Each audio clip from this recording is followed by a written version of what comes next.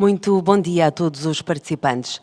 Vamos dar início ao segundo dia do 26º Digital Business Congress. Começamos com um debate sobre um tema essencial para o mercado, a regulação. Num cenário de crescente digitalização da economia e da sociedade, que papel cabe à regulação? Quais os impactos das decisões de Bruxelas no âmbito da criação do mercado único digital em temas como o roaming, a neutralidade da rede ou os over-the-top? A vossa atenção para a moderadora desta sessão, Cátia Simões. Muito bom dia a todos e bem-vindos ao segundo dia do Congresso da APDC. Agradecer antes de mais à APDC pelo convite, por estar aqui a moderar este painel dedicado à regulação, que é um tema que todos os anos suscita muito debate e muita interação entre os participantes e que está bem enquadrado este ano aqui também no tema do Congresso. O setor está a passar por vários desafios, também na regulação, com cada vez uma maior digitalização que coloca desafios aos operadores e também ao próprio regulador. Uma maior alteração no quadro regulamentar, o fim do roaming, o desafio das OTT e também o investimento em 5G são alguns dos temas com que os operadores se debatem neste momento. Vamos certamente ter tempo para os debater aqui e queria, antes de mais, apresentar os elementos do painel de hoje. Comigo tenho aqui já algumas caras bem conhecidas do setor. Começo pelo professor João Confraria, Conselho de Administração da Anacom, que vai daqui a pouco fazer a nossa intervenção inicial aqui neste painel. Depois André Gurjão Costa, administrador dos CTT, Filipa Carvalho, diretora jurídica e de regulação da NOS, Madalena Sutcliffe, a diretora legal e de regulação da Vodafone Portugal, e também Sónia Machado, que é responsável pela direção de regulação e jurídica do MEL da PT. E para não perdermos tempo, passo já a palavra ao professor João Confraria.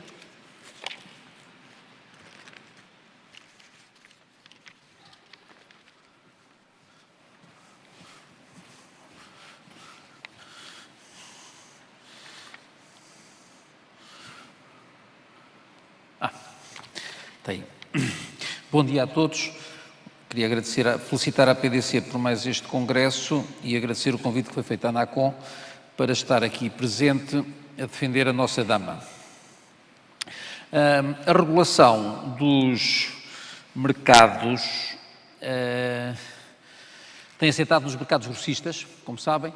Nos mercados retalhistas, a nossa intervenção este ano andou por duas áreas, uma a do Serviço Universal, que na sua forma atual vai decorrendo pacificamente, mostrando a sua irrelevância cada vez maior na sua forma atual. O Serviço Universal do passado continua com o nível de litigância a que nos habituou e, portanto, continua a enriquecer a vida intelectual dos juristas e dos advogados. A outra nossa atividade nos mercados retalhistas este ano prendeu-se com a revisão da Lei das Comunicações Eletrónicas e com que também se baseou numa proposta nossa, dadas as preocupações que tínhamos em matéria de informação aos consumidores, nomeadamente no que dizia respeito às fidelizações. Na sequência da revisão da lei, no âmbito do processo que já vinha de antes, nós publicámos a folha de informação simplificada e esperamos que daí resultem condições de concorrência mais saudáveis em matéria dos preços anunciados aos consumidores e do valor das fidelizações que cada empresa implicitamente atribui às suas propostas.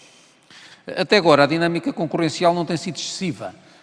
Os três maiores operadores têm apresentado propostas que entre si não são muito diferentes. O mais inovador nesta matéria parece ser a Cabvisão, mas estamos ainda numa fase inicial do processo e vamos lá ver o que é que acontece.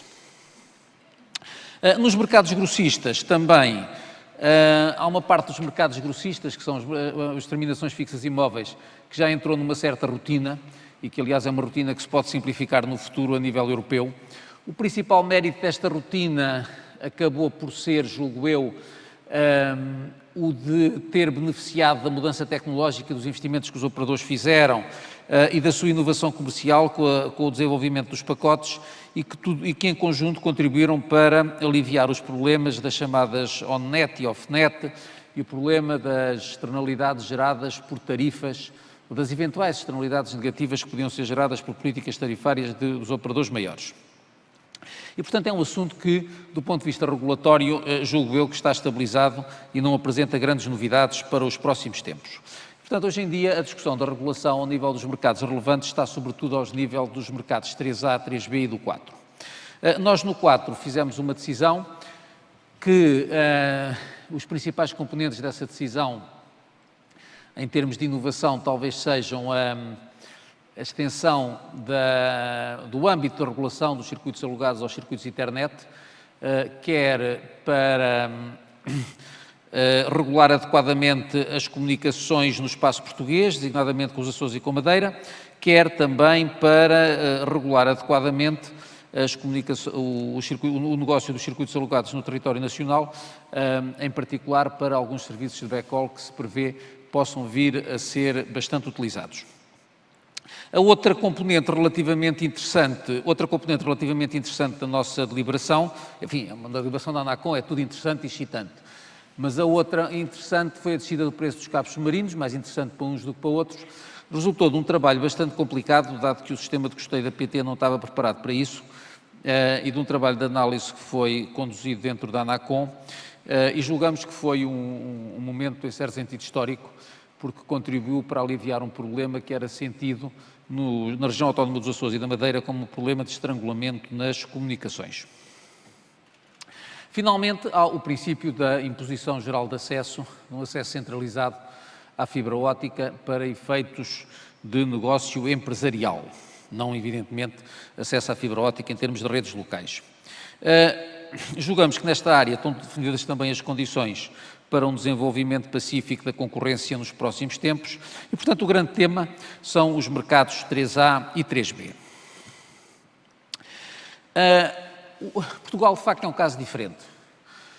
Tem aqui para 2014 a taxa de penetração em vários países, a amarelo do chamado incumbente, que no fundo é o operador histórico, e a azul dos operadores alternativos. E como veem, Portugal e a França são casos separados claramente dos outros. No artigo de onde isto saiu, o CAVE diz que a Espanha também é um caso como Portugal, mas claramente a Espanha não é um caso como Portugal. A Espanha é um caso mais parecido com o da Alemanha. Em Portugal e a França, e sobretudo em Portugal, já em 2014, a cota de casas passadas dos operadores alternativos era superior à cota de casas passadas do operador histórico. E, aliás, também, não surpreendentemente, quer a autoridade reguladora francesa, quer a autoridade reguladora portuguesa, decidiram não impor acesso à fibra óptica ao nível das redes locais nos seus países. Os outros são casos diferentes. Enfim, a Bélgica e o Reino Unido são casos, e a Alemanha também, são casos bastante diferentes. No fundo, são casos onde se desenvolveu uma concorrência com base no acesso à infraestrutura do operador histórico, e em Portugal não foi assim. Desenvolveu-se uma concorrência com base no desenvolvimento de infraestruturas alternativas. No artigo onde isto saiu, o CAVE, que é um dos autores daquela teoria da escada do investimento, resolve dizer que Portugal até é um bom exemplo da teoria dele a funcionar. Por acaso não é que a teoria seja boa. O conhecimento que ele tem no mercado português é que não é tão bom como a teoria dele. Na teoria da escada de investimento, a ideia é que os operadores começam por concorrer com base no acesso à rede, depois, à medida que ganham conhecimento do mercado, vão investindo em infraestrutura e depois constroem a sua infraestrutura própria. Ou seja, a infraestrutura própria do operador é vista como uma alternativa concorrencial ao acesso. Ora, no nosso caso, o que há é uma combinação que, julgo eu, pode ser considerada harmoniosa entre regulação do acesso e concorrência através de infraestruturas alternativas. Porque em Portugal a concorrência através de infraestruturas alternativas depende crucialmente da regulação do acesso às condutas, aos postos e ainda da desagregação do acerto local. E, portanto, no nosso caso não é tanto uma escada de investimento, é mais uma complementaridade entre duas formas de entre a regulação de infraestruturas passivas, no caso das condutas e dos postos, entre a regulação da desagregação do acerto local e depois, sobre isto, o desenvolvimento de infraestruturas alternativas. E daí que Esta é, de facto, uma das bases para esta situação. A outra situação é que também, no caso português, a concorrência através de infraestruturas alternativas resultou bastante das opções de investimento da PT no tempo em que tinha a TV Cabo, resultou da existência do spin-off, resultou das opções de investimento da Ótimos e da Vodafone, resultou depois das fusões que se verificaram. Isto deu origem a um quadro, julgo que hoje, se fizéssemos isto com os dados de 2016, do primeiro semestre de 2016, estas diferenças ainda seriam mais notórias e mais salientadas. A regulação do acesso aos postos e às condutas em Portugal é importante e julgo que é um exemplo europeu por uma razão muito prática. É que isto permite termos custos de investimento e custos da rede de acesso muito baixas. O custo por casa passada em Portugal é extremamente baixo, quer dizer, louvarmos-nos nos dados dos operadores, estamos a falar de custos de casa passada que andam um bocadinho acima dos 200 euros, um bocadinho abaixo dos 200 euros. Em qualquer outro país, os operadores falam de custos por casa passada de 500 euros, 600, 700. Aqui há uns anos atrás, mesmo em estudos académicos, falava de custos por casa passada de 2.000 euros, 3.000 euros. Não é esse o nosso caso, por causa da regulação e julgo também pela capacidade dos operadores e dos empreiteiros que, entretanto, criaram claramente vantagem competitiva nestes domínios. E, portanto, esta é a razão para nós não termos imposto regulação de acesso. É um conjunto de razões, ou seja, no fundo, dada a situação do mercado português, não é, enfim, o regulador, quando intervém, impõe custos ao setor privado e isso deve ser feito de acordo com critérios de proporcionalidade e, em nossa opinião, esses critérios de proporcionalidade não estão de maneira nenhuma preenchidos. É evidente que, no caso português, há diferenças nas condições concorrenciais dos vários, ao longo do território. A nossa unidade geográfica de análise foi a freguesia e as freguesias competitivas têm a dispersão que daqui resulta. Estas freguesias que nós consideramos competitivas, que são aquelas onde há a presença de pelo menos duas infraestruturas alternativas, ou há uma infraestrutura alternativa, mas a cota de mercado do operador histórico é mais reduzida, representam mais de metade da população e têm taxas de penetração da banda larga bastante elevados, próximas dos 70%. Depois, as freguesias não competitivas não são um deserto. O país não é só Lisboa e o país não são só, de facto, as freguesias competitivas. As freguesias não competitivas correspondem a esta mancha multicolor que está no gráfico, no mapa do lado esquerdo. Agora, dentro dessa mancha multicolor, há dois tipos de manchas. Há aquelas acastanhadas que correspondem às freguesias rurais, que foram objeto de um programa específico de apoio realizado há 6 anos ou há 7, são essas, e, enfim, são as freguesias adjacentes a essas, dentro dos municípios onde elas se localizam. Depois ficam as freguesias do lado direito, que são as freguesias não competitivas, que não são consideradas freguesias rurais. E, portanto, as freguesias que nós chamamos não competitivas não são propriamente sítios onde se desenvolvem as matilhas de lobos e os veados. Reparem que as freguesias não competitivas são zonas, em boa medida, adjacentes às áreas competitivas, têm uma presença forte no litoral e é de esperar, naturalmente, o desenvolvimento também de infraestruturas alternativas nestas áreas. Na nossa análise de mercado, nós estivemos um pouco intrigados sobre o que é que havíamos de fazer com o LTE. Aliás, a avaliar por alguma confusão nas estatísticas de alguns operadores, parece-nos que alguns operadores também não estavam um bocado intrigados com o que é que haviam de fazer com o LTE.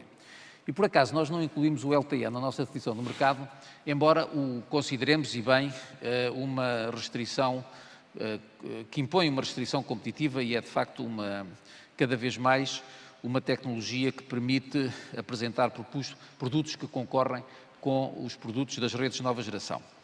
E a cobertura do LTE no território português já é bastante grande e abrange praticamente tudo quanto é freguesia não competitiva fora das zonas rurais. As zonas rurais têm um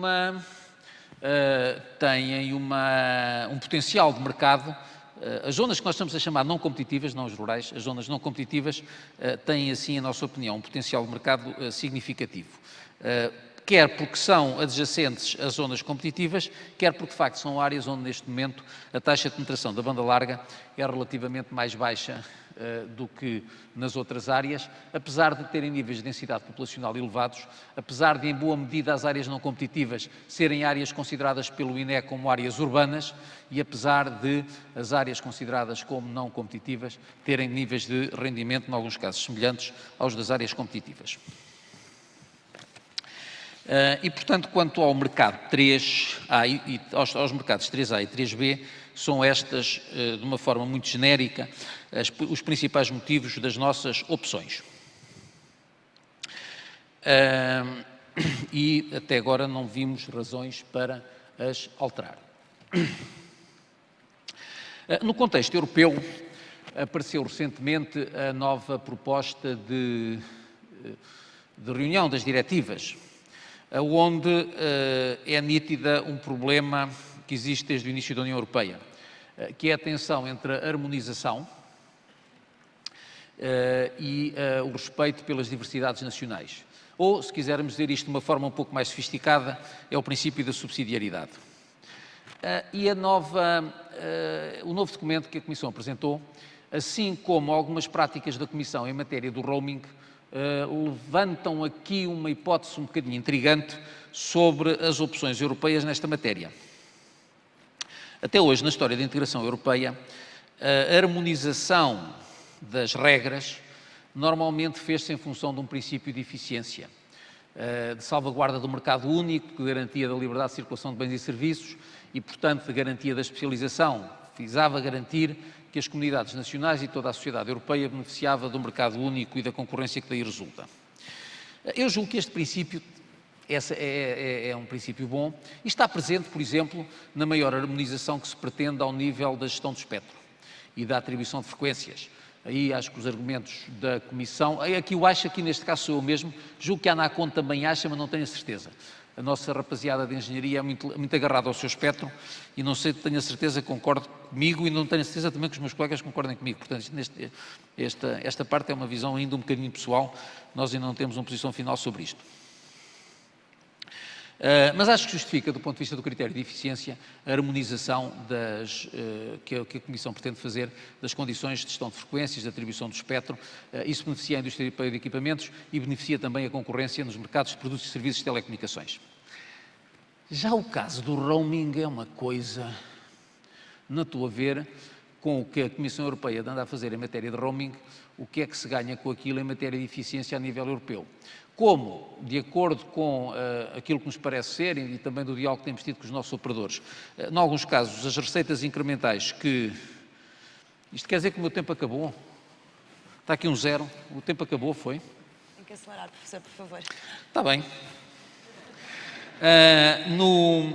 Mas no roaming, de acordo com o que nos parece da interação que tem havido com os vários operadores, podemos estar numa situação em que estas mudanças resultam numa ineficiência a nível nacional e não é evidente que resulte aqui nenhum ganho a nível europeu. A ineficiência a nível nacional é muito simples, quer dizer, as receitas incrementais que resultam desta situação são inferiores aos custos incrementais que são impostos às empresas e isto é ineficiente em qualquer lado do mundo. E, portanto, parece-nos aqui que entra aqui um elemento um bocadinho perturbador e que é uma ave rara no quadro da construção europeia, que é forçar a harmonização, não para a sociedade europeia ficar mais rica, mas sim por amor de um princípio político. E de um princípio político, neste caso, é um princípio um bocadinho estranho, dado que não se verifica noutras atividades económicas. Também neste sentido, receio um bocadinho aquela parte do novo regulamento que prevê que, por exemplo, em procedimentos como aquele que está a ver atualmente, do artigo 7º, em que nós tomamos uma decisão, e a decisão a Comissão emite sérias dúvidas, depois o BEREC concorda ou discorda da Comissão, depois a Comissão há de fazer uma recomendação, a recomendação não é vinculativa. A Comissão Europeia, neste momento, pretende, no novo quadro regulamentar, introduzir a possibilidade de ter uma recomendação vinculativa, desde que o BEREC tenha um parecer favorável. E isto, eu julgo que esta história do BEREC é um equilíbrio que a Comissão pretende criar entre a sua tentação normalmente harmonizadora, muitas vezes orientada por critérios políticos e o respeito às diversidades nacionais. Simplesmente aceitar que o BEREC, ou uma posição do BEREC, traduz de alguma forma um respeito pelas diversidades nacionais, é um salto quântico em termos de lógica. E, portanto, julgo eu, corre-se aqui também um risco de se estar a politizar um bocadinho e a desvalorizar um pouco os critérios de eficiência na regulação europeia de comunicações. Em algum caso, o respeito das diversidades nacionais faz sentido, não por amor da diferença, não porque as preferências são diferentes, mas faz sentido em termos de eficiência, porque, de facto, as condições tecnológicas e de procura são diferentes. Acelerando e para acabar. Um tema que atravessa toda a revisão do quadro regulamentar é a ideia da universalização das redes de nova geração. A ideia de que toda a gente deve ter acesso a débitos de 100 megabits por segundo.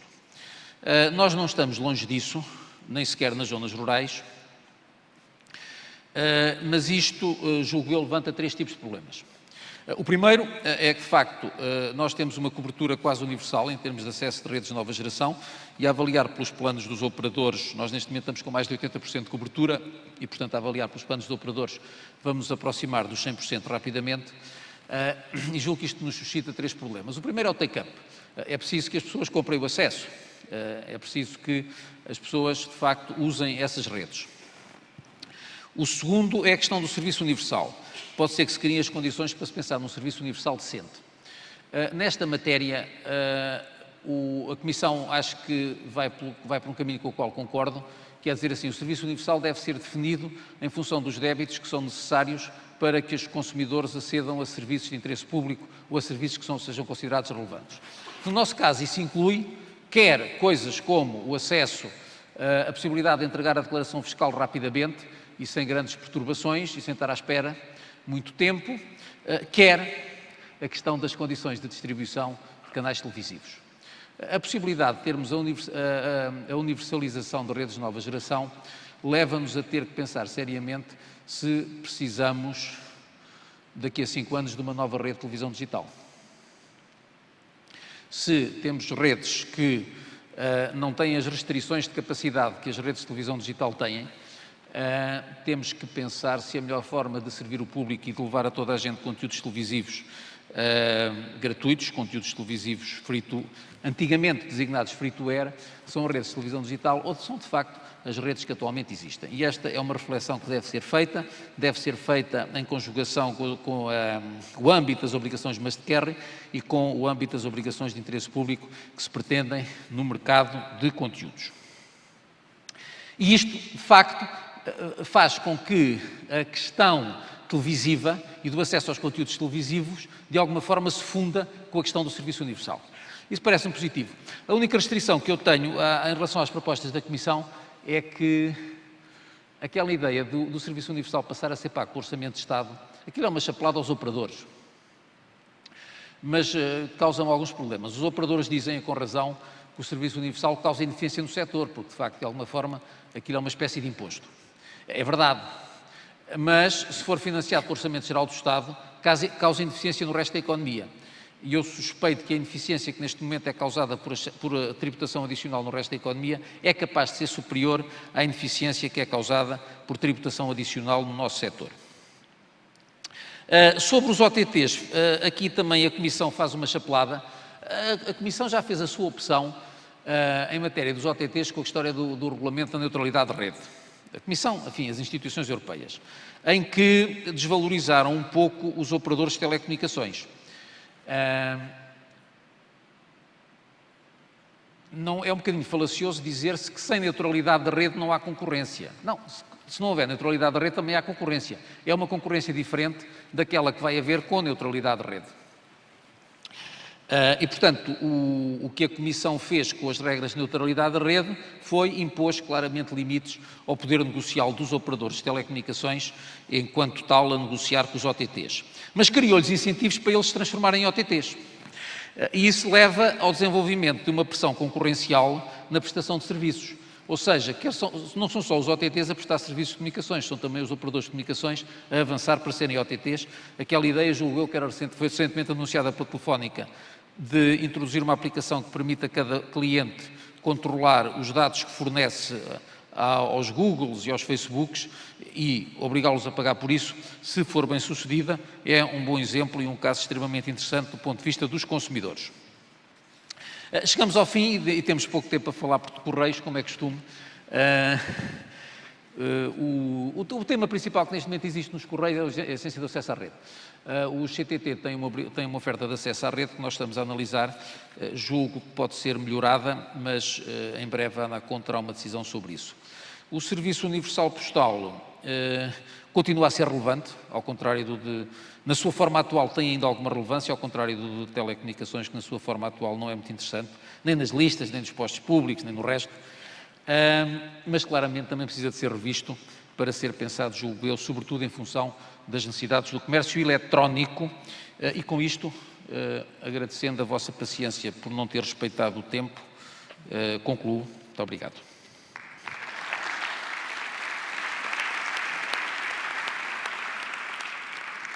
Professor Confraria, obrigada pela sua intervenção. Tivemos aqui um retrato do que tem sido a regulação no último ano e quais são os temas quentes que a Comissão Europeia e também o Regulador Nacional está a analisar.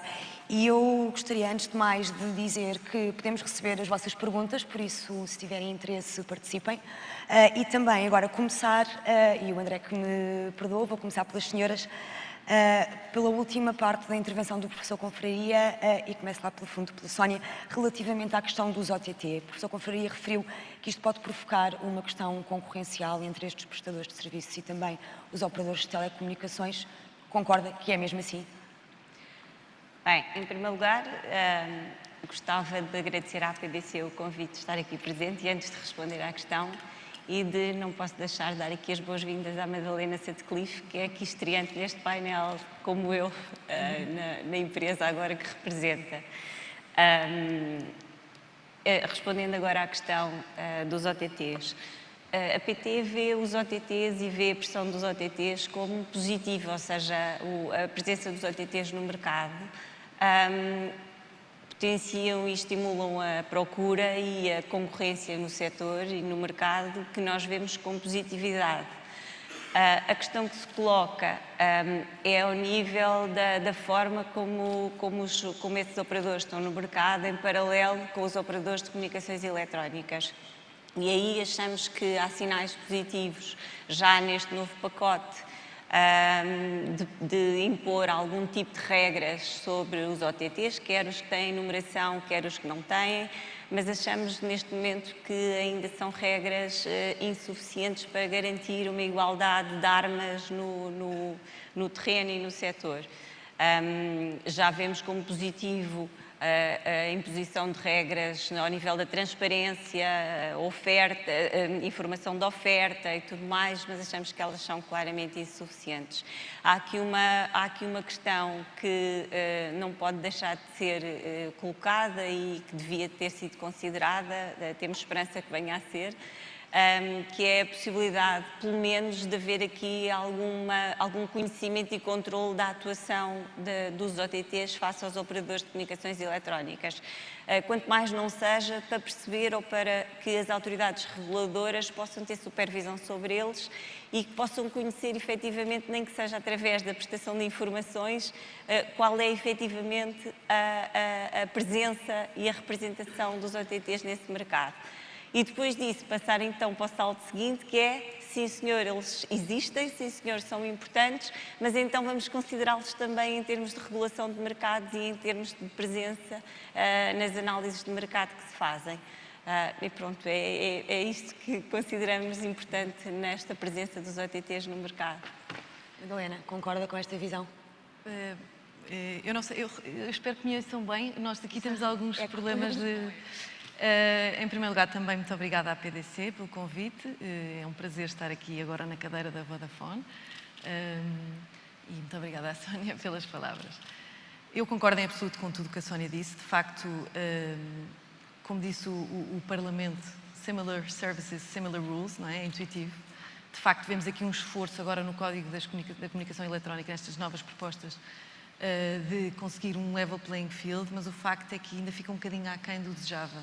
Portanto, temos uma extensão aos OTTs, requisitos de segurança, de privacidade, não sabemos bem em que termos, mas tudo o que é requisitos de proteção do consumidor não são aplicáveis aos OTTs. E depois há ali uma distinção entre OTTs que usam recursos de numeração e os que não usam. Só os que usam é que estão sujeitos a regras de numeração. Enfim, ainda estamos num estado muito embrionário no que respeita às novas regras, não é? Na melhor das hipóteses, poderão vir a ser transpostas para Portugal em 2019.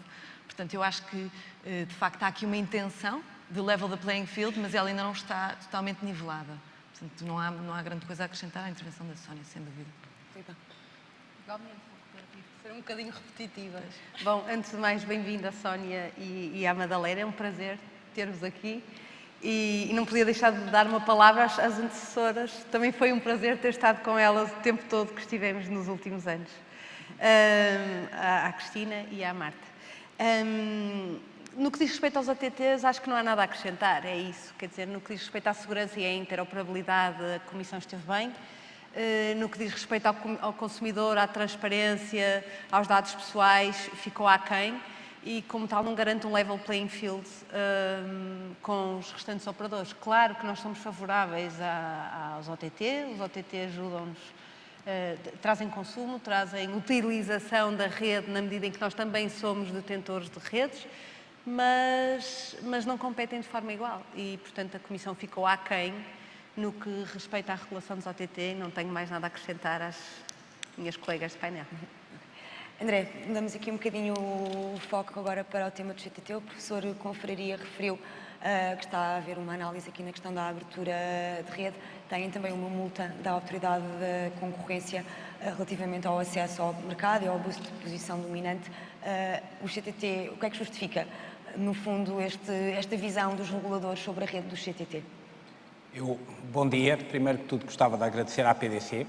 Gostava de deixar um desafio, apesar de eu, do lado dos Correios ou do lado dos serviços postais, só estar cá o CTT, nós temos bastante concorrência, dependendo do que quisermos falar. Se quisermos falar de Correio, temos concorrência. Se quisermos falar de Correio e encomendas, como o Sr. Professor disse, que é algo que no futuro deve ser equacionado no âmbito do setor postal, aí temos muita concorrência, quer nacional, quer internacional, e por isso, se calhar, deixar um desafio à APDC no futuro de poder ter aqui um concorrente, nomeadamente no setor de encomendas, onde a concorrência é bastante forte e nós competimos contra empresas bastante grandes e bastante capacitadas para operar no mercado. Relativamente ao primeiro ponto que referiu, nós não temos nenhuma multa da Autoridade da Concorrência, nós temos uma nota de ilicitude, à qual estamos a preparar a resposta que consideramos adequada, porque o primeiro ponto que eu gostaria de deixar claro, nós sempre demos acesso à nossa rede, a questão é como e de que forma, e essa é a questão que aqui se levanta. Entendemos também que hoje em dia já temos uma oferta de acesso à nossa rede para concorrentes, a qual é não discriminatória, que eu penso que é dos poucos casos na Europa, se não o único caso na Europa, onde ela é uma oferta, diria eu, transparente para o mercado. Nós não negociamos individualmente com cada um dos outros operadores que querem entrar na nossa rede. Temos uma oferta que todos hoje em dia conhecem e podem ter acesso.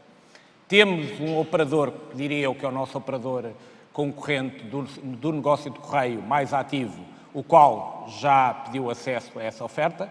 E essa oferta é uma rede que tem que ser entendida na sua natureza completamente diferente daqui das minhas colegas do setor das telecomunicações. Nós não investimos numa rede e depois é um custo afundado. A nossa rede tem investimentos e tem muitos investimentos tecnológicos. Os portugueses provavelmente, não sei se têm essa consciência, mas nós somos das empresas de correios a nível europeu mais automatizadas, por isso investimos bastante, mas grande parte do nosso custo de prestar os serviços de rede, chamada rede, são pessoas. E tem uma componente de custos variáveis e, mais do que isso, tem uma componente de replicabilidade a custo variável por parte dos nossos concorrentes, porque no nosso caso, provavelmente, uma parte relevante do custo de pessoas são estruturais, ou seja, é difícil amanhã reduzi-los de uma forma fácil, devido às condições que existem em Portugal, mas os nossos concorrentes, através de, diria eu até, de condições de emprego não tão permanentes, para suprir necessidades que possam ter, têm a capacidade de replicar a nossa rede, que eu diria bastante facilitada. Em regiões mais remotas, e há pouco o slide que o professor Confraria mostrou sobre as telecomunicações revela também um bocadinho o que é a realidade dos Correios, ou seja, o que é que são as regiões concorrenciais, onde eu acho que os concorrentes quererão operar ou deveriam operar de forma direta e onde os concorrentes, as não concorrenciais, provavelmente gostariam e querem ter acesso à nossa rede. É essa a visão que nós temos. Para haver concorrência, acreditamos que eles devem operar em algumas regiões diretamente, e outras delas terem acesso à nossa rede. Para acesso à nossa rede, hoje em dia, já temos uma oferta que consideramos adequada. E a rede está excessivamente regulada ou é preciso regular mais? Isso é uma pergunta curiosa. Eu acho que a rede não está excessivamente regulada, o serviço universal não está excessivamente regulado, mas há 2 pontos que eu gostaria de mencionar, e eu penso que a ANACOM em parte concorda com eles. Primeiro, que a regulação europeia do setor postal para cada mercado deve ser adaptada às suas características particulares, e nem todos os mercados são iguais, e por isso a regulação do Serviço Universal em Portugal deve ter isso em conta. E eu acho que em 2020 teremos a revisão, ou seja, teremos um novo contrato, se o Estado quiser, um novo contrato de concessão do Serviço Universal Postal, e devido à evolução do mercado, acho que deve ser repensado. Eu acredito que faz sentido.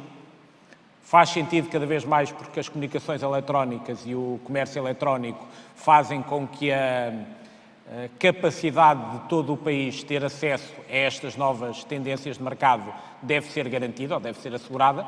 A forma como isso se fará, se o mercado é suficientemente concorrencial para haver uma regulação mais direta ou mais indireta, como hoje em dia eu acredito que cada vez mais será nas telecomunicações, isso veremos.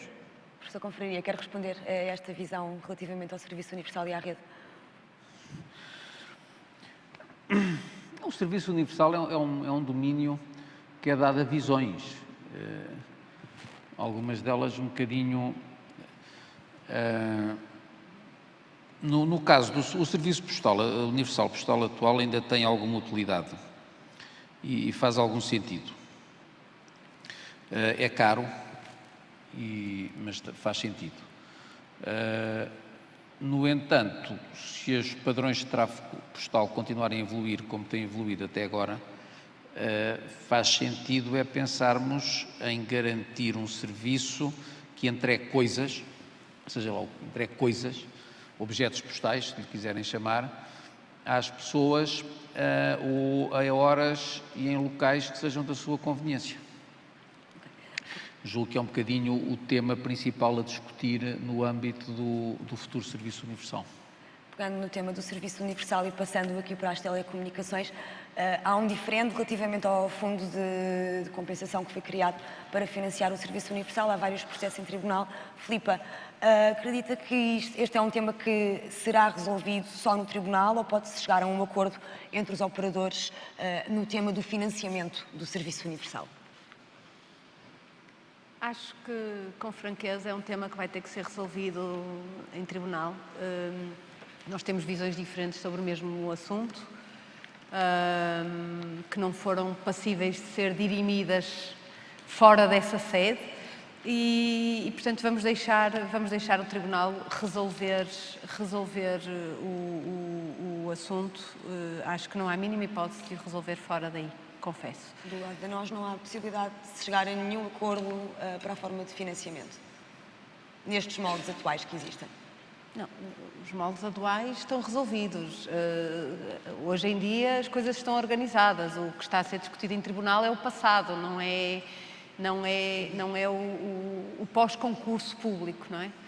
O problema é o facto de não ter havido um concurso público antes e não terem sido definidas as regras e não haver uma concordância a esse respeito. A partir do momento em que houve o concurso público ao qual a nós e a PT concorreram e a nós ganhou, as coisas estão resolvidas. Assunto diferente é aquilo que o professor Confraria referiu, que é a nova tendência, ou enfim, a ideia que a Comissão deixou cair de que o Serviço Universal deveria ser financiado por fundos públicos e não pelos operadores, que é uma coisa em relação à qual nós estamos completamente de acordo, sempre tivemos, acho que todas dissemos isso ao longo dos anos, e que merece de facto uma reflexão na Europa e em Portugal. Madalena, a mesma pergunta, se também a Vodafone tem um diferendo em tribunal relativamente aos custos do Serviço Universal para trás. Sim, quer dizer, nada a acrescentar ao que disse a Filipa. Não sou pena de poupar aqui tempo para outros temas mais atuais, não é? Que não estão ainda em tribunal. A questão é, em relação ao Serviço Universal, de facto houve uma adjudicação que depois foi considerada ilegal pelo Tribunal de Justiça da União Europeia e, portanto, antes de 2014, junho, antes dessa adjudicação, de facto, há aqui algo que está em tribunal, e, portanto, estamos a falar de cerca de 20 milhões de euros por ano, que estão a ser, fundos que estão a ser pedidos aos operadores que não tiveram a oportunidade de concorrer nesse concurso que não existiu. Pronto, portanto, eu acho que não vale a pena alongar-nos mais sobre essa questão.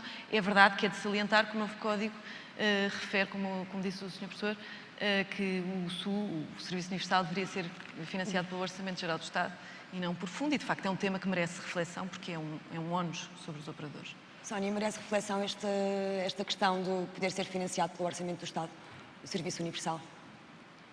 Aliás, este é mais um tema que tem sido consensual ao longo dos últimos anos.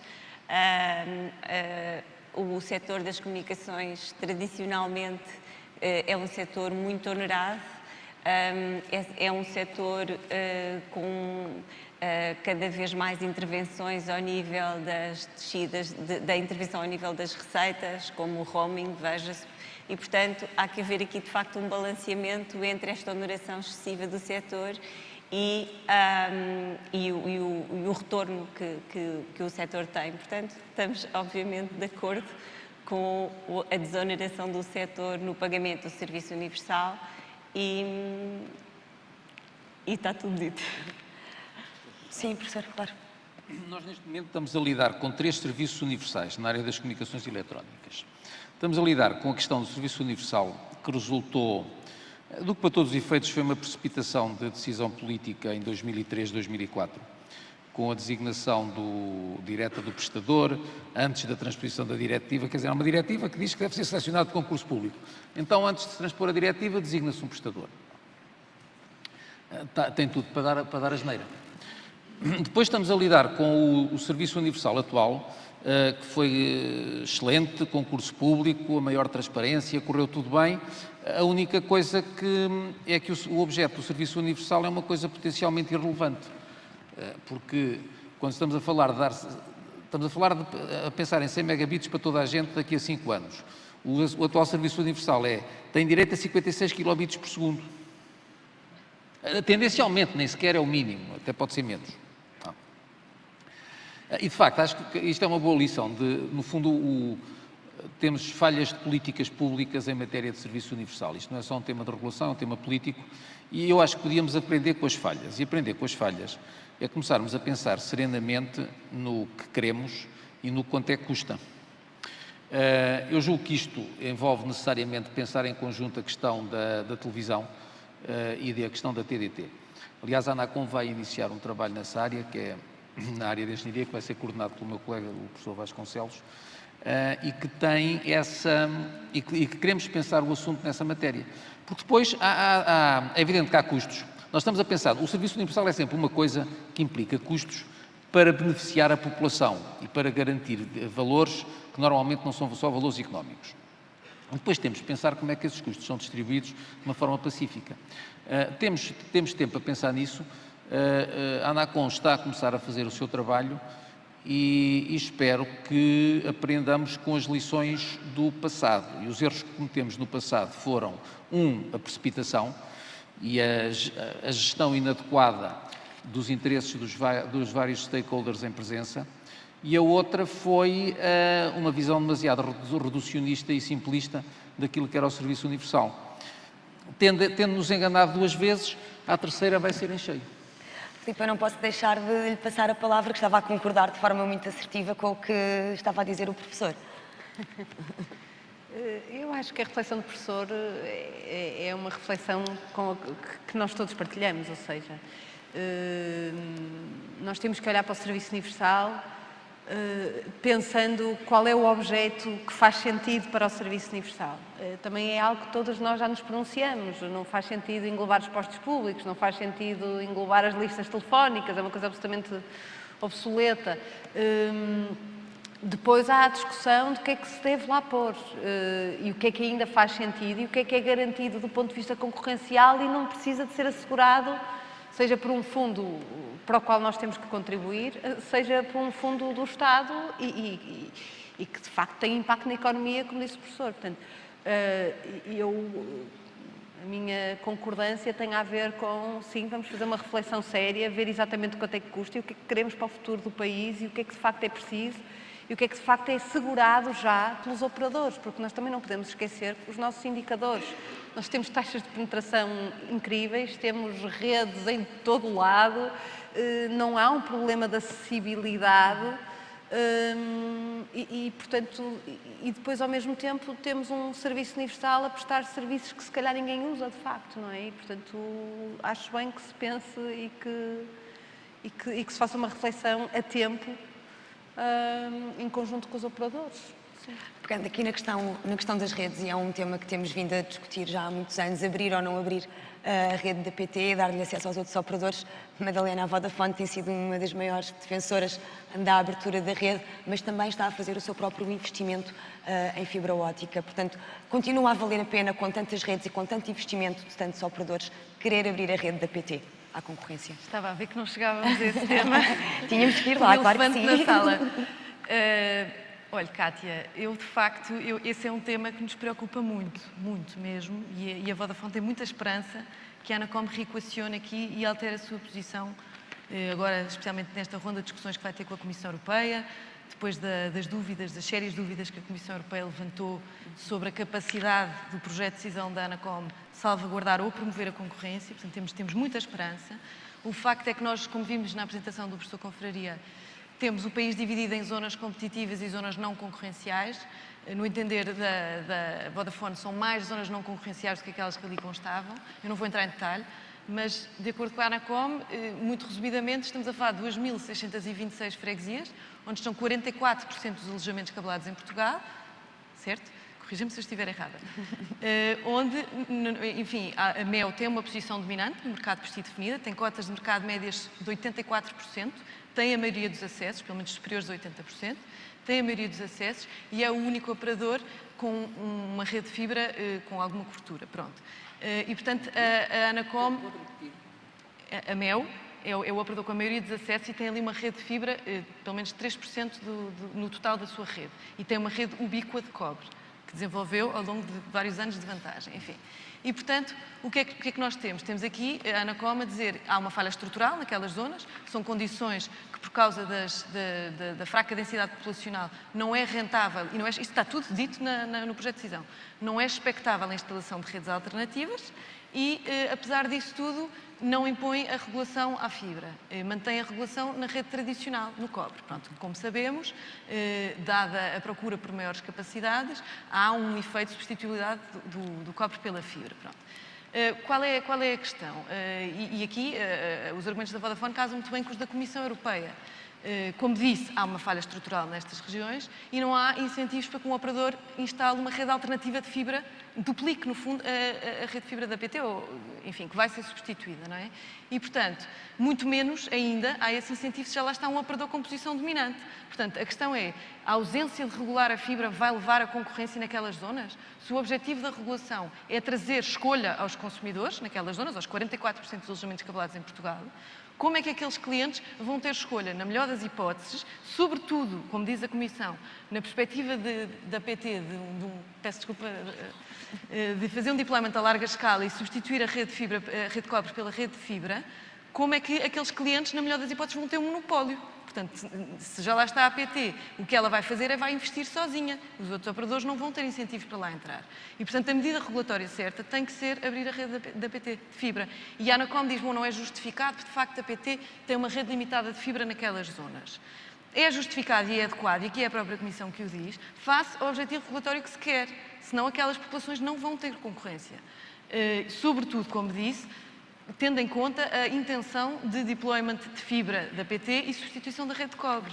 Ora, também não é desproporcional, porque há um risco, diz a Anacom, de desincentivo do investimento da MEL naquelas zonas de fibra. A própria Comissão emitiu todo um cardápio de remédios que garantem o acesso entre a rede, de terceiros à rede, por um lado, e por outro lado, que permite ao operador cuja rede é aberta ter o retorno do seu investimento. Ok? Portanto, Como é que isso se faz? O operador cuja rede é aberta tem alguma flexibilidade de preços em função do grau de comprometimento do operador que acede. E é aqui que a Vodafone diz, isto empurra-nos para uma solução de partilha e de co-investimento. E a Vodafone já mostrou que está totalmente disponível para soluções de co-investimento. Portanto, na nossa visão, a Anacom, ao regular a PT, o que estaria a fazer, no fundo, era incentivar uma solução de partilha, porque a PT, já que vai investir e já que está regulada, já que vai substituir a sua rede de cobre, pois então mais vale fazê-lo num cenário de partilha de investimento. Isto é melhor para Portugal, isto é melhor para aqueles clientes que ali estão e que passariam a beneficiar não de um monopólio de fibra, mas de ofertas concorrentes, e como sabemos a oferta da Vodafone é uma oferta extremamente concorrencial. E, portanto, isto seria a medida regulatória certa. E digo-lhe mais uma coisa, no novo Código fala-se num princípio que é muito importante, que é, na ausência a ausência de regulação de acesso só deve existir nos novos deployments de fibra se houver uma efetiva disponibilidade de co-investimento, ok? E não é isso que nós vemos em Portugal. Por um lado, temos um acordo que tínhamos com a PT e que a PT considera cumprido já, não é? É questionável. E, por outro lado, temos uma oferta comercial para acesso à fibra, à nova rede que a PT vai construir e que, por isso, simplesmente é uma não oferta. Portanto, não há disponibilidade com investimento. Portanto, neste momento, a regulação, se queremos, de facto, ter um país uno e se queremos acabar com o digital divide e se queremos ter uma economia digital em que as escolas, os edifícios públicos, estamos todos ligados com 100 megas, com 5G e o 5G está intimamente ligado a esta questão, ok? Porque o futuro passa pela fibra no fixo, ou pelas redes de alta velocidade, e pelo 5G no móvel, e o 5G apoia-se em redes de backbone de fibra. Isto está tudo ligado. Okay? Portanto, se nós de facto queremos evoluir para uma economia digital, é fundamental que o tema da fibra seja corretamente endereçado. Professor, antes de eu ouvir, queria só ter uma reação ali da Sónia, da PT, relativamente a este tema. Bem, já gostava de só alertar que o mercado é um mercado de redes de alto débito. E, portanto, estar a falar exclusivamente da abertura da rede de fibra e da existência de zonas não competitivas porque não têm fibra, temos que reequacionar um bocadinho a forma como colocamos este tema em cima da mesa. A abertura da rede de fibra não aconteceu até hoje do ponto de vista regulatório e não aconteceu do nosso ponto de vista bem. O foco regulatório que tem sido colocado até hoje no mercado e nestes mercados tem sido no acesso e tem sido nas infraestruturas civis, no acesso às infraestruturas civis, e o que se tem demonstrado ao longo dos anos é que o foco está corretamente posicionado.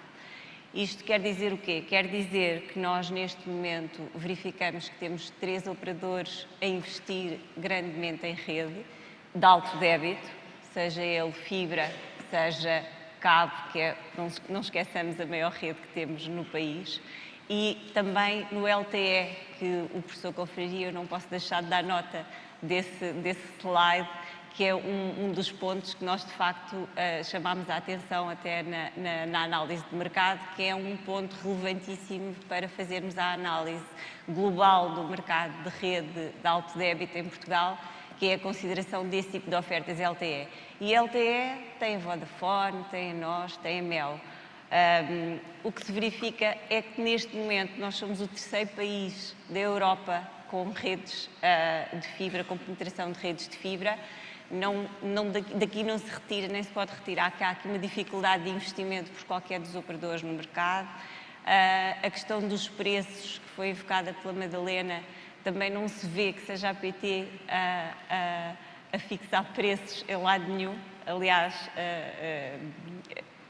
os preços praticados atualmente são preços competitivos, todos os operadores concorrem entre si e, portanto, a oferta da rede de fibra da PT, sim senhor, existe, do ponto de vista comercial existe e existirá. Temos todo o interesse que ela seja utilizada, não concordamos que ela seja uma não oferta. Neste momento o que estamos a fazer é negociar a oferta. O posicionamento da PT relativamente à rede de fibra é o posicionamento conhecido, que é a rentabilização do seu investimento, não só no retalho, mas do ponto de vista também do mercado grossista. E, portanto, neste momento, com todas estas evidências que nós temos no mercado português, não vemos que exista qualquer razão jurídica ou regulatória que possa passar pela imposição de obrigações de acesso na rede de fibra da PT.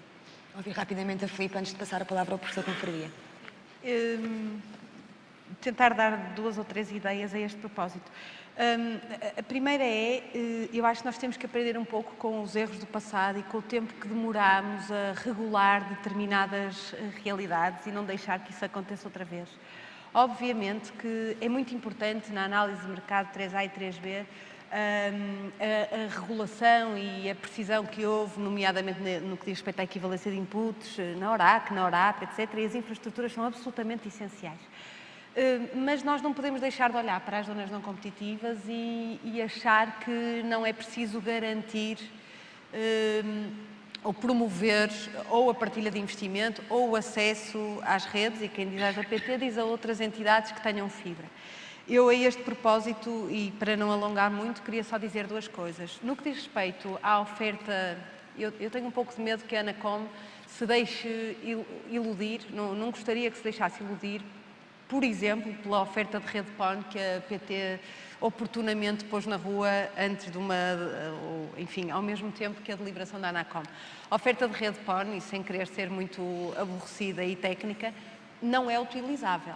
Tenho pena de dizer, mas não é. E não é essencialmente por 4 motivos. Não é por causa da granularidade da capacidade contratada, ou seja, temos que pedir mais do que o que precisamos para usar, portanto é ineficiente nessa perspectiva. Não é por causa do preço. Eu lembro, por exemplo, que quer a nós, quer a Vodafone usam a rede DST e a oferta de rede PON é 4 vezes mais cara que a rede da DST que nós hoje usamos, 4 vezes. É absolutamente inutilizável desse ponto de vista. Não é porque diz apenas respeito à entrada do edifício e não tem uma conectividade total até à rede primária, no fundo, e portanto é curta em termos de objeto. E não é também porque não garante o time to market, quer dizer, a PT pode usá-la primeiro do que nós. E isto reporta a uma discussão que nós tivemos para aí há 10 ou 12 anos atrás, e o time to market e o acesso à fibra. Parece que estou a imaginar aqui o professor Amado da Silva e nós todos a repetir o tema do time to market. Portanto, eu acho que temos de ter um bocadinho de cuidado com isso. E isso implica uma reflexão séria por parte da Anacom. E uma negociação séria também entre as ofertas reguladas e os operadores que as querem usar. Por outro lado, há outras redes, nomeadamente a da fibra global, que foram redes que receberam fundos públicos para serem construídas e que hoje em dia são autênticos monopólios e são usadas apenas por um operador, que é a Portugal Telecom, MEO.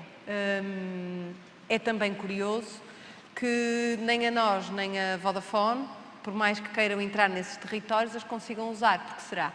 É importante, se calhar, também analisarmos isso. Eu sei que a Anacom e o Governo se têm dedicado a esse tema. É importante, se calhar, aqui deixar a mensagem de que os avanços que têm sido usados e que até têm sido noticiados por parte da fibra global no que diz respeito a pequenas alterações, são também eles manifestamente insuficientes. Portanto, não estamos bem no que diz respeito ao acesso daquelas redes que são as necessárias para atingir os objetivos que o país e a Europa têm para 2020 e 2025. Professor Confraria, tem aqui muita coisa para responder. Não, há algumas coisas para responder, mas a maior parte delas é para corrigir. Vamos lá ver. Eu devo-me ter explicado mal há pouco, mas gastei ali um bocado, até excedi o tempo que você me tinha generosamente dado, a tentar explicar que a maior parte das áreas não competitivas são áreas urbanas. São consideradas urbanas pelo INE, não é a Anacom. A estrutura se vê lá agentes, prédios, elevadores, não sei o quê, não estão lá lobos e coisas assim. Portanto, mais de 60% das áreas não competitivas são áreas que estatisticamente são áreas urbanas.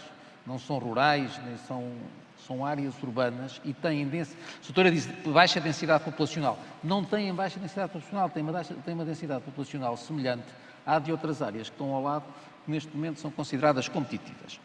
Portanto, há essa questão. Depois, há aqui eu gostei da sua expressão cardápio de remédios da Comissão Europeia. É uma visão messiânica da Comissão Europeia. Embora cardápio é assim uma coisa mais do tipo feitiçaria. Mas e essa é outra falácia, quer dizer, a literatura económica, e há muita coisa escrita sobre o assunto, não apoia de maneira nenhuma a ideia de que a regulação do acesso até agora tenha incentivado o investimento. Na melhor das hipóteses, o que se pode dizer é que o resultado é ambíguo. E, portanto, essa ideia que foi avançada pela regulação, mas pela Comissão, mas que a Comissão, de facto, também não parece estar a abandonar, de que a regulação do acesso promove o investimento, é uma ideia que tem que ser, é uma boa ideia, se fosse assim era excelente, mas infelizmente a evidência empírica que existe sobre o assunto não permite consubstanciar essa ideia. E as dúvidas existentes na matéria são significativas. Isto é um problema de literatura, não é? Não é um problema de literatura, quer dizer, é uma questão que está razoavelmente estudada. E, portanto, não é olhar para o cardápio de remédios da Comissão como uma coisa que fosse, como um antibiótico de espectro alargado, talvez seja excessivo. Vamos lá ver. Depois a questão da cota de mercado da mel. A cota de mercado da mel é elevada, sim senhor, nas áreas não competitivas. É elevada por causa do cobre. E nós regulamos o acesso ao cobre. É elevada por causa das condutas. E nós regulamos ferozmente o acesso às condutas e aos postos. Agora, regular a fibra da mel nessas áreas é regular nada, porque não há lá fibra. Aliás, se quisermos regular alguma rede de nova geração, quem lá está é nós. Na maior parte das áreas não competitivas não há grandes redes de nova geração, mas naquelas onde há, é a nós que está lá, não é a mel. E isto acontece, o nosso mercado, felizmente, tem uma riqueza que é devida à grande criatividade e ao grande compromisso dos operadores com o mercado, e é uma riqueza que torna difícil análises padronizadas. É evidente, porque repare, aliás, o próprio quadro regulamentar torna difícil uma análise adequada ao nosso mercado. Todos dizem que o investimento era excelente, nós também estamos de acordo. Era excelente um quadro legal que nos permitisse promover o co-investimento. Esse quadro legal não existe. O quadro legal permite ao regulador impor o acesso à rede do operador com PMS. Não há quadro legal que permita promover o co-investimento. E nesse aspecto, já agora, em relação ao próximo quadro legal, ao Código, também é uma coisa sinceramente decepcionante.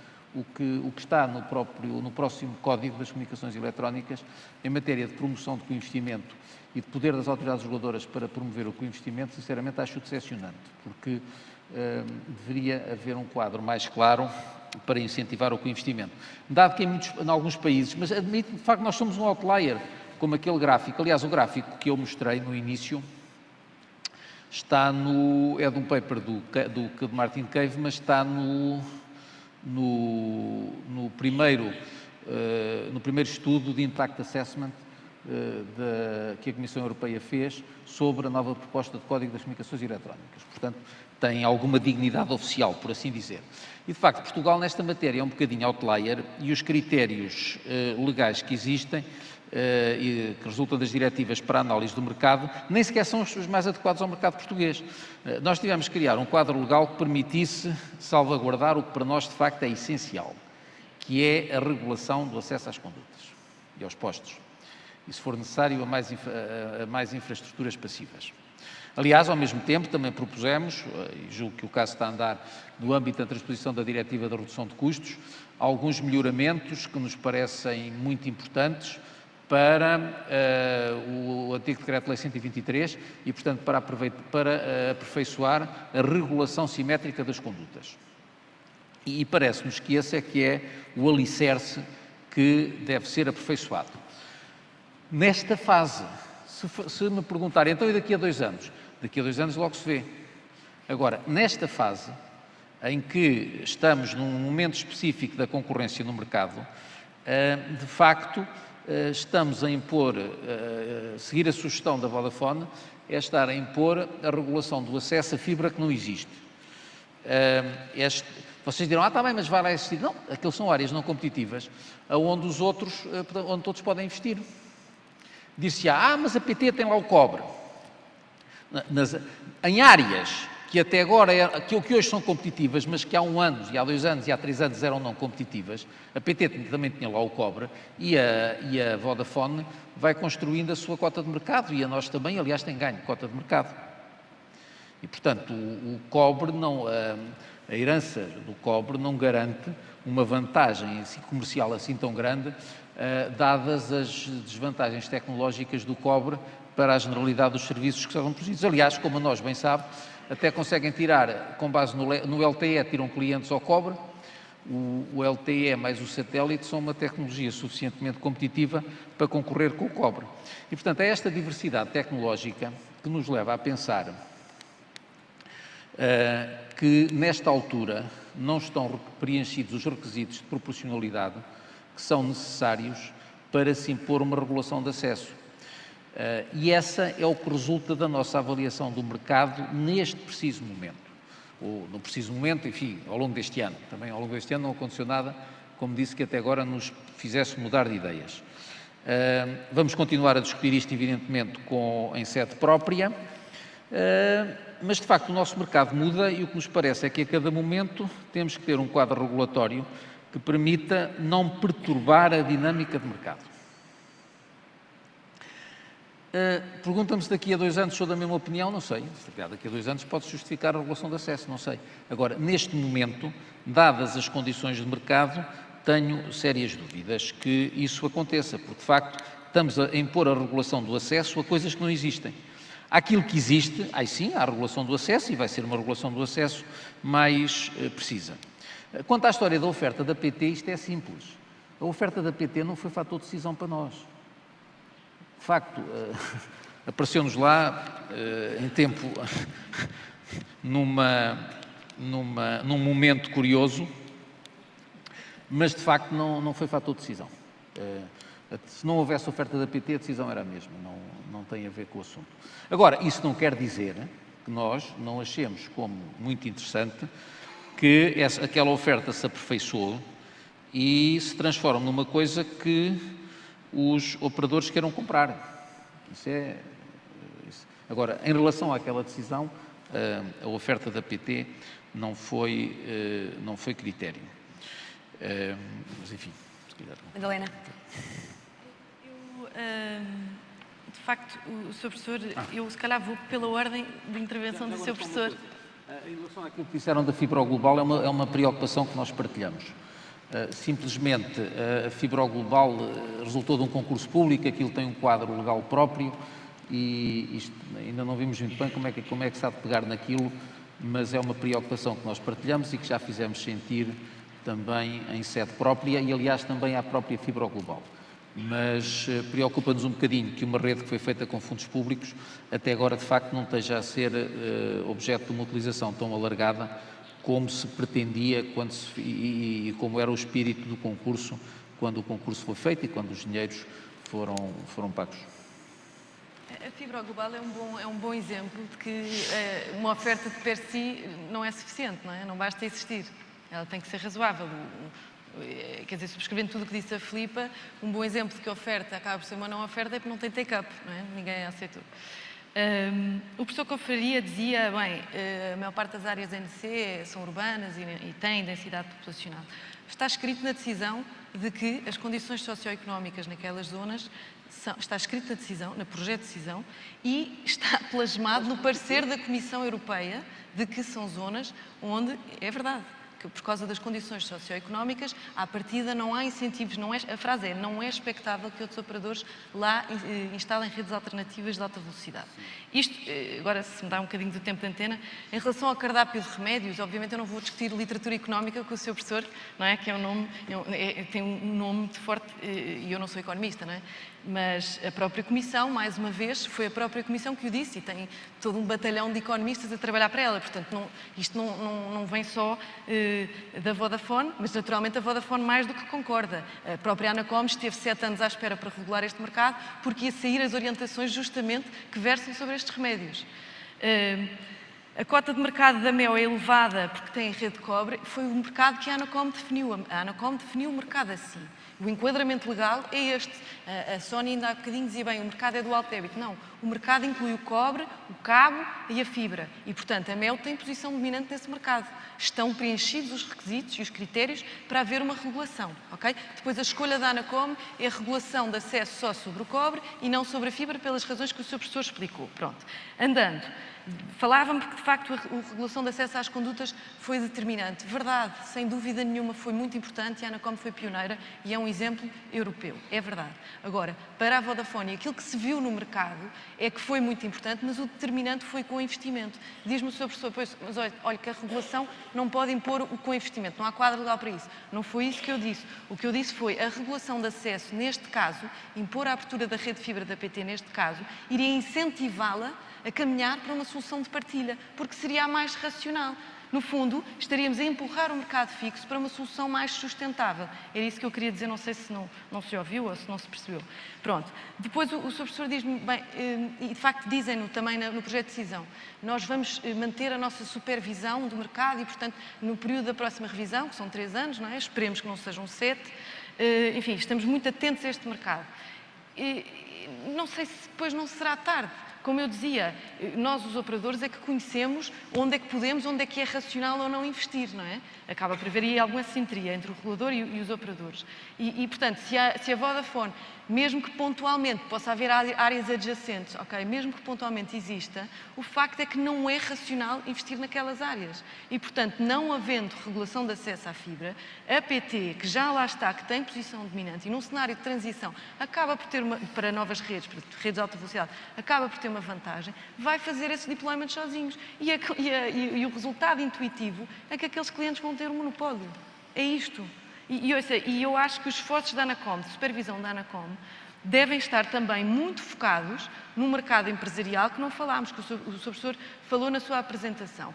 É um mercado que nos preocupa imenso e para as empresas é altamente preocupante. Porquê? Porque aí sim vamos precisar de muita supervisão e a ANACOM também vai supervisionar, não é? Mas o que é que se passa no mercado empresarial?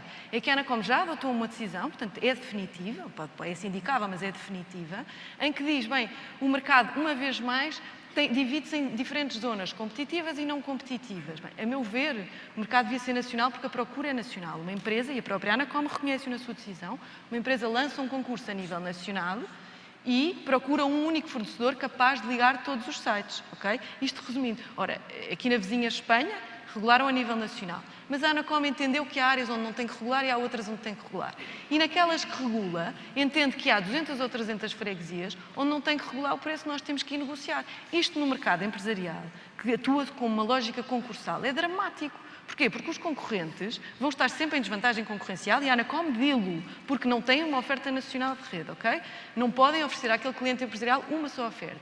E, portanto, amanhã um banco lança um concurso para ligarmos todas as suas sucursais e aquilo que um operador concorrente vai ter que fazer é que nas zonas competitivas tem rede própria e conhece os seus custos. Nas zonas não competitivas há uma oferta regulada de internet sobre fibra para o empresariado e, portanto, conhecemos os custos. E nas outras zonas, que são ali um híbrido, não sabemos que custos é que temos, vamos ter que ir negociar. E, entretanto, quer dizer, batemos à porta da PT, não temos resposta e ficamos fora do mercado durante 3 anos. Isto já é uma realidade.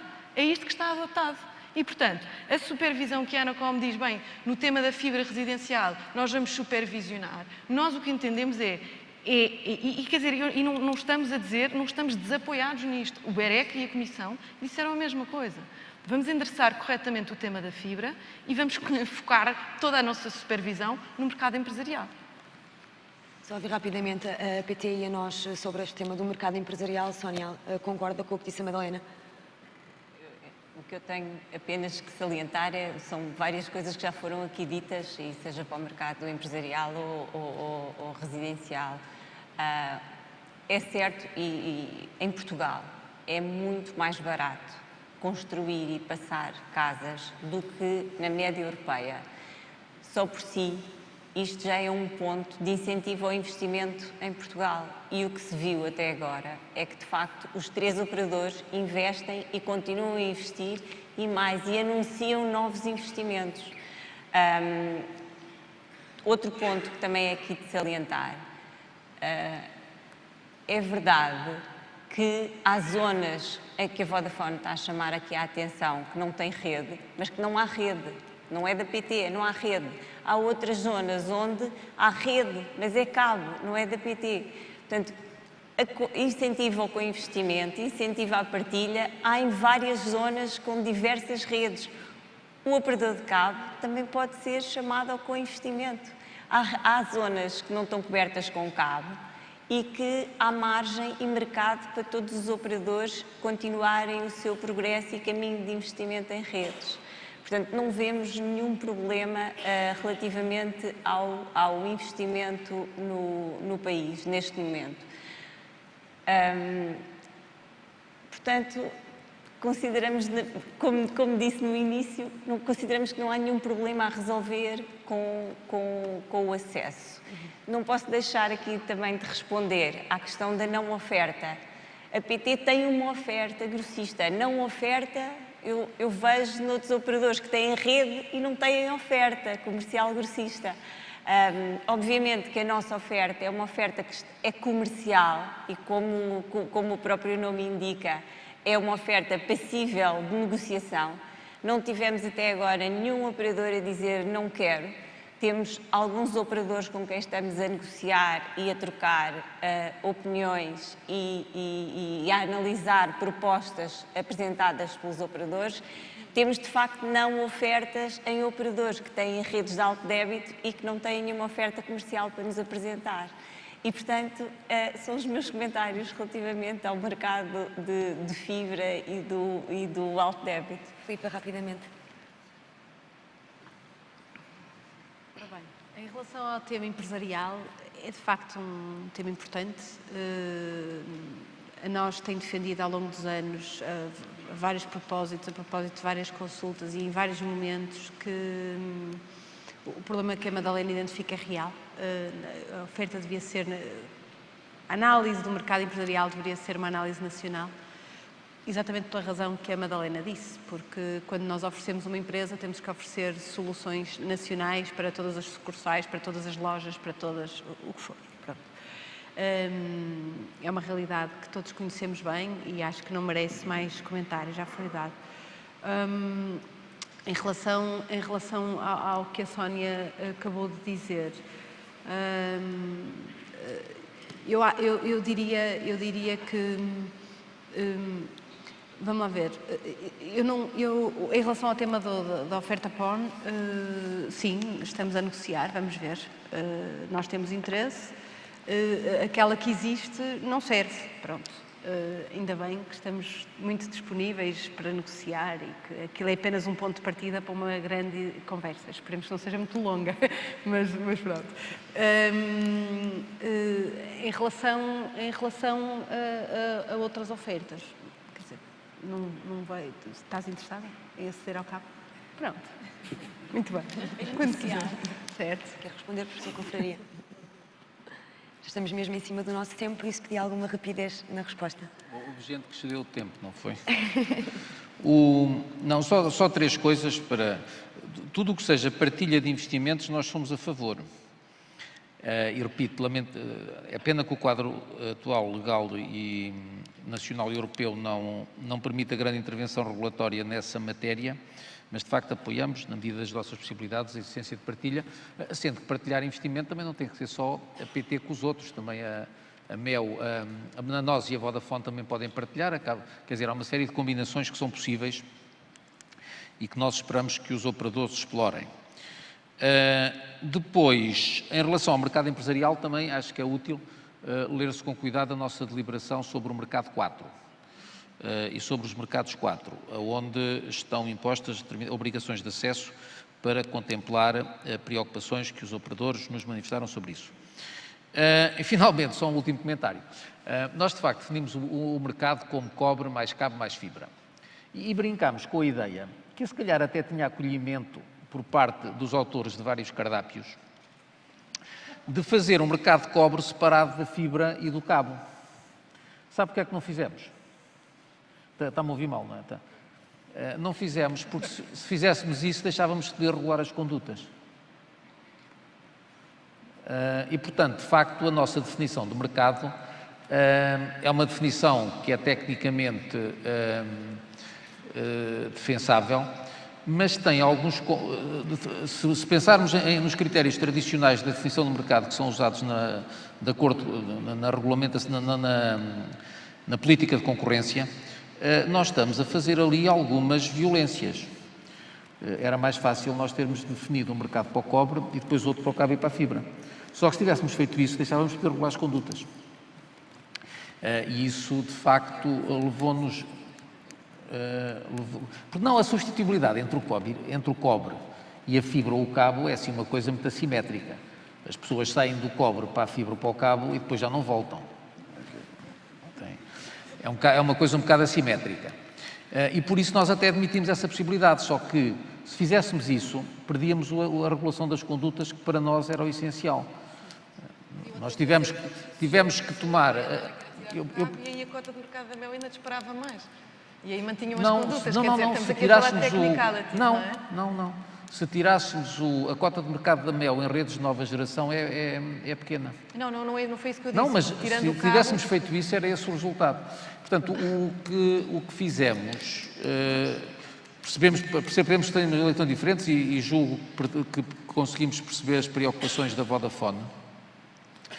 Mas o que motivou a nossa decisão foi uma ponderação muito cuidada a todos estes fatores, muito cuidada e com a generosidade dos operadores, que tomou o seu tempo, não é? Esta revisão do mercado leva 5 anos. Mas foi uma ponderação muito cuidada das posições dos vários operadores e, sobretudo, de uma coisa com a qual é sempre muito difícil lidar do ponto de vista regulatório, que é a dinâmica do mercado e a dinâmica dos investimentos. É fácil nós estarmos a estabelecer preços. Quando estamos numa situação onde está a haver investimentos, uma intervenção regulatória pode prejudicar a dinâmica dos investimentos. Eu julgo, por isso, e foi essa a razão pela qual nós achamos que neste momento não estão preenchidos os requisitos de proporcionalidade. Eu compreendo e é louvável essa preocupação. Agora, estamos a reduzir os incentivos a investir de quem?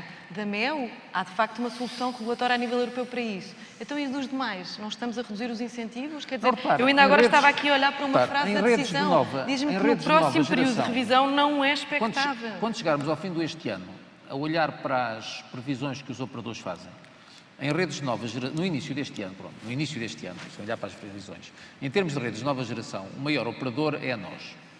Em segundo lugar, a PT, a MEU e a Vodafone têm basicamente o mesmo número de casas passadas, no início do ano. Depois vem a Cablevisão. Portanto, quando estamos a pensar em termos de redes de nova geração, de facto, temos o maior operador que tem uma cobertura já de quase toda a população, não é de quase toda, mas tem uma grande cobertura e que continua a investir, felizmente, e ainda bem, é nós. No início deste ano, a MEU e a Vodafone, em termos de redes de fibra, não tinham uma dimensão muito diferente, era muito semelhante. Sr. Professor, aquilo que está na decisão, aquilo que está escrito no projeto de decisão e o enquadramento legal que a ANACOM, sobre o qual se baseou para tomar o seu projeto de decisão, não é isso que reflete. Aquilo que lá está é que a MEU tem a maior parte dos acessos e tem mais de 80% de cota de mercado e a subir. Portanto, nós temos que nos basear no enquadramento jurídico, não é? Já expliquei os motivos que levaram à nossa definição do mercado, mas percebo o seu ponto de vista, mas quer dizer, de facto é uma decisão complexa a ser tomada numa realidade complexa, quer dizer, nós quisemos evitar regulação preemptiva. Estamos mesmo em cima do tempo. Aliás, já excedemos, já devíamos estar no coffee break, mas pedia a todos, e começando aqui pelo André, rapidamente, num minuto, uma ideia final sobre o que espera este ano da regulação para o CTT e depois vou pedir o mesmo a cada um dos representantes dos operadores. Eu gostava de utilizar aqui o caso do setor das telecomunicações para dizer que a regulação do acesso é sempre bastante complexa. Porque, primeiro, eu partilho da visão que o Sr. Professor disse, eu não acho que a regulação do acesso vá levar a co-investimentos. No nosso caso, até gostaríamos, porque todos os dias investimos em pagar os salários aos carteiros, em manter as nossas redes, em manter as nossas lojas e não sentimos que os nossos concorrentes vão querer pagar isso, porque claramente isso é o grande custo da prestação do serviço universal, o qual nós tentamos compensar, porque, como foi dito aqui, nas telecomunicações, eles gostariam que tivesse no Orçamento de Estado, nós também adoraríamos, apesar de nunca ainda termos calculado o custo líquido de serviço universal, gostaríamos que ele fosse financiado pelo Estado, porque acreditamos que existe um custo, não acreditamos que haja condições para os concorrentes o pagarem, até pela definição do que for, ou a definição que vier a ser feita do mercado, mas o que nós nos regozijamos é não necessitarmos de ter uma concorrência muito ativa há 10 anos atrás, quando éramos monopolistas, para sermos uma empresa eficiente. Acreditamos que hoje em dia continuamos a ser uma empresa muito eficiente e todos os dias investimos nesse sentido.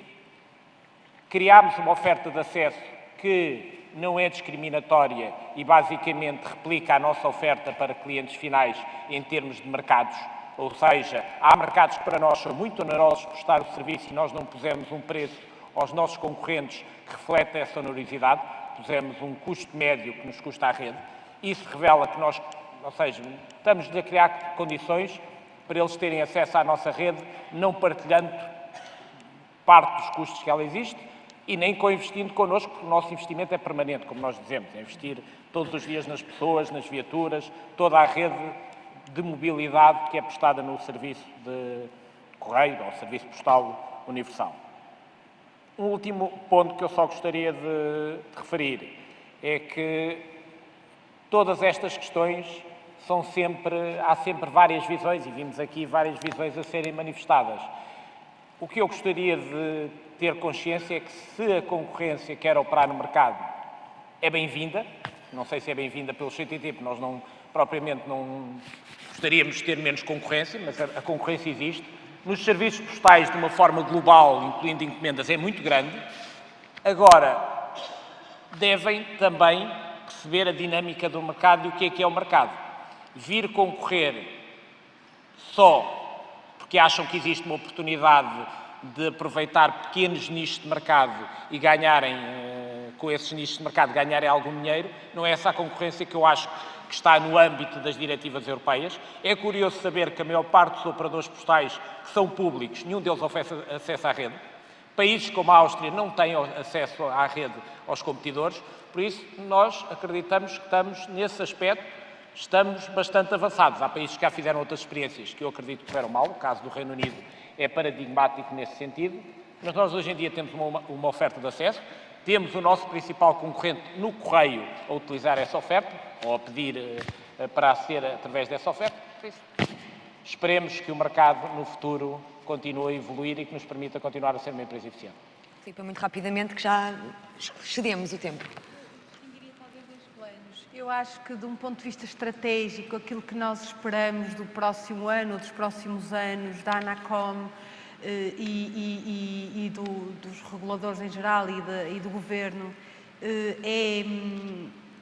é uma análise e uma tentativa de atenção para aquilo que é particular no nosso país face aos desígnios e aos grandes objetivos que a Comissão traçou para 2020 e para 2025.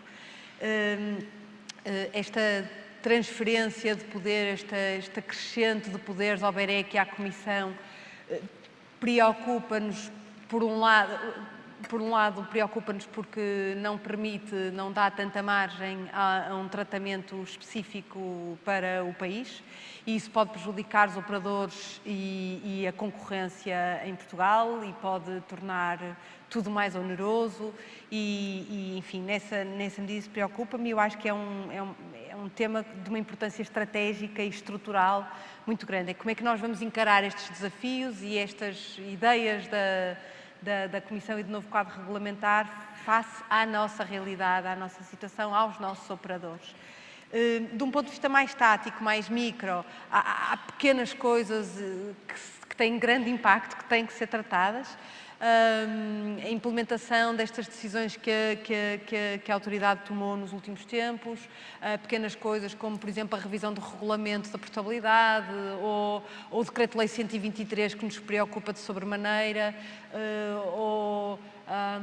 enfim, o tema da fibra global, que é importantíssimo e que são se calhar coisas que não são tão macro, não é? Não são grandes temas de acesso, mas são pequenos temas que estão a causar uma enorme entropia no nosso desenvolvimento, na concorrência e como tal, prejudicam o consumidor português. Eu diria que esta é a nossa visão para os próximos tempos. Helena. Sim, a Cátia pediu a visão para o próximo ano, não é? Sem dúvida, como disse a Filipa, enfim, vamos começar agora a discussão das novas regras europeias e há que adaptá-las à realidade portuguesa e há uma série de temas que de facto a ANACOM vai ter muita intervenção, por exemplo, na net neutrality, enfim, os OTTs, portanto há aqui toda enfim, contamos com o regulador para a adaptação à realidade portuguesa, mas em termos de acesso, portanto em tema de acesso, que de facto é o tema que está em cima da mesa para este ano, há 3 vertentes. Portanto, temos o tema residencial da fibra, como eu disse, nós não queremos um monopólio naquelas áreas, nós queremos co-investir e gostaríamos de ter o apoio do regulador nesta decisão que incentivasse essa solução para Portugal, que é uma solução sustentável. No empresarial, nós vamos precisar que o regulador esteja muito atento à oferta comercial da mel naquelas zonas que o preço não foi regulado e depois no acesso, por exemplo, às redes rurais, à rede da fibra global, vai ser preciso alguma cooperação aqui também, acrescida, porque ela já existe, e na questão das infraestruturas de outras entidades também.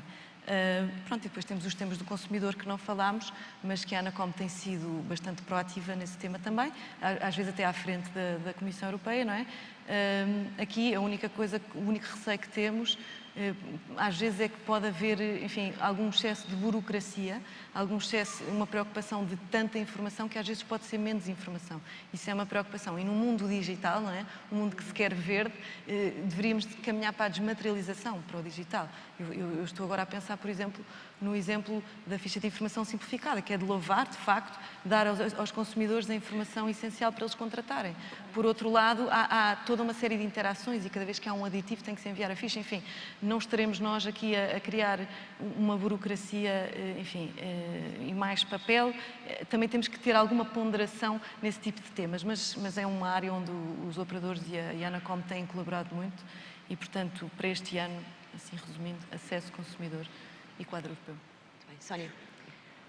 Relativamente à regulação da fibra, primeiro, aguardamos serenamente o resultado deste processo de interação da ANACOM com a Comissão e com o BEREC e acreditamos que se vai manter o foco da regulação no ponto correto e, portanto, que não vai existir uma regulação no acesso à fibra, porque só assim é que conseguiremos, então, verificar e ver que o investimento vai caminhar e que vamos ter um país muito em breve ou nos próximos anos, no curto prazo, coberto 100% com redes de alto débito.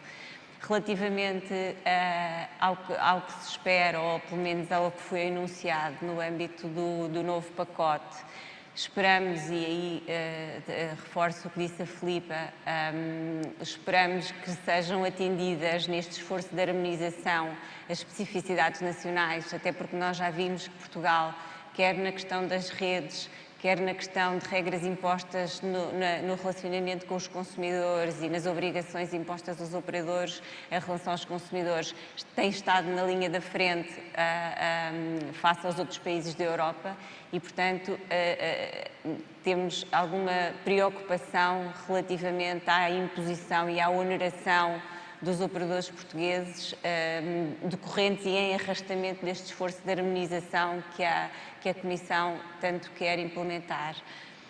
Nesse sentido, estamos obviamente disponíveis e apoiamos claramente quer a ANACOM, quer o Governo na manutenção e na defesa dessas especificidades nacionais e em não deixar que alguns temas que são temas de interesse público e de domínio público, como o espectro e a independência dos reguladores, sejam postos em causa por esforços de harmonização que nem sempre têm em conta, como disse o professor Confraria no início, a eficiência e têm mais a ver com pressões e com posições políticas.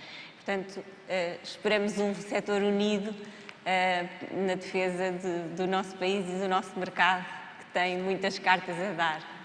São temas, certamente, que no próximo ano estaremos aqui a debater. Felizmente não temos mais tempo. Eu agradeço a todos aqui no painel a vossa presença, também a quem ficou a assistir já fora do tempo previsto e já a perder o coffee break.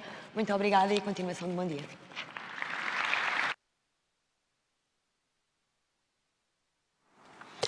Vamos agora fazer uma pausa para café. Convidamos todos os participantes a visitarem as startups presentes. Através da app APDC, vote no projeto que considera mais interessante. Regressamos por volta das 11h15. Até já.